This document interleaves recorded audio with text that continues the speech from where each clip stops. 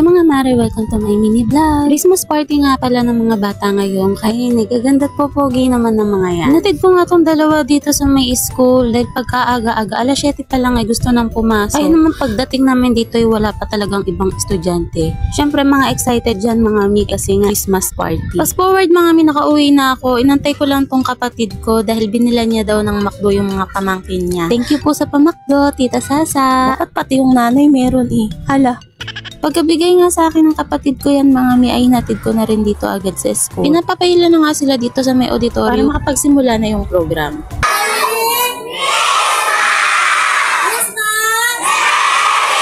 Nagsimula na nga dito yung mga pag-games mga mi, ay yung mga magagaling sumaya, meron silang prize. Tapos ito naman yung mga best outfit mga mi. Ito yung panganay ko yung nabunot naman sa raffle. Nanalo siya ng alkansya mga mi, ay at sinisilip ako magkano yung laman. Madami pa nga silang palaro niyan mga mi, pero di ko na sinama dito sa video. Nayari na nga yung program mga mi, bumalik na sila sa kanya-kanya nilang mga. Eto't nakakatuwa pa nga mga mi kasi may pa-spaghetti set pa si Ma'am Evelyn dyan. Binigyan niya din ng prize saka ng 20 yung mga bata. Thank you po Ma'am Evelyn. At ito nga maya-maya ay kumain na rin yung mga bata. Fast forward mga mi, eto pauwi na kami, nayari na yung Christmas party. Salamat po sa lahat ng teachers ng Wawa Elementary School. Pati na rin po yung mga ibang nag-sponsor. Merry Christmas and Happy New Year po. O siya, hanggang dito na lang po mga mi. See you in my next vlog. Bye!